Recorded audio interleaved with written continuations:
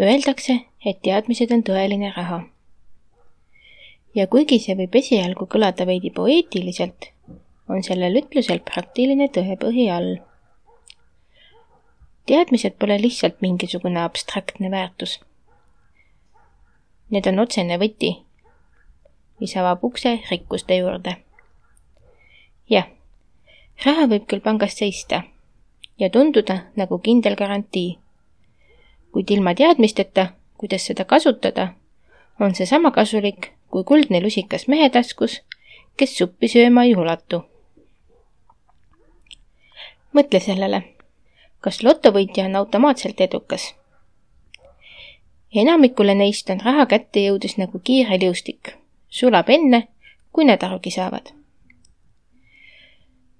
Ilma teadmisteta, kuidas oma võitu hallata, kulub raha mõttetutele asjadele, jättes maha vaid tühjad pangakontod ja suuremad võlad. Edukamaks ei tee meid rahasumma, vaid arusaam, kuidas see töötab ja oskus seda targalt rakendada. Teadmised ongi see kapital, mis loob pikaajalised väärtused. Pole vahet, kas sul on 100 eurot või 100 000 eurot. Kui sa tead, kuidas seda investeerida, hallata ja kasvatada, saab sellest alati rohkem. Ent ilma teadmisteta ei suuda me rikkusi luua. Vähemalt püsivaid mitte.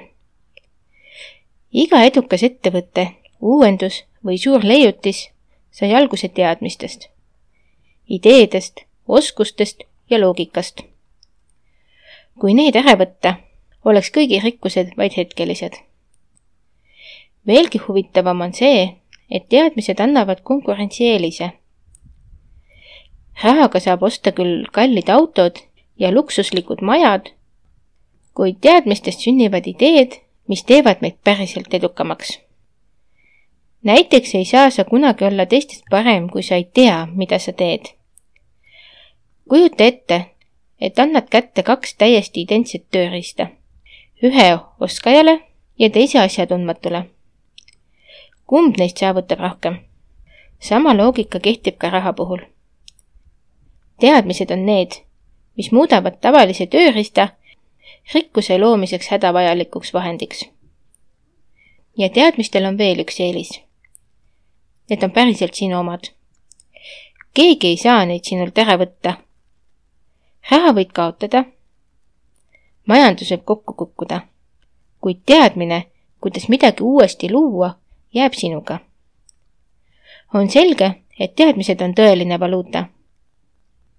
Teadmised on need, mis loovad püsiva rikkuse ja mis eristab tõelist edu lihtsalt ajutisest õnnest. Nii et kui keegi räägib, et ainult raha loeb, tuleta neile meelde.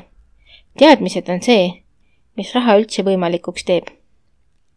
Aitäh kuulamast ja järgmiste kohtumisteni!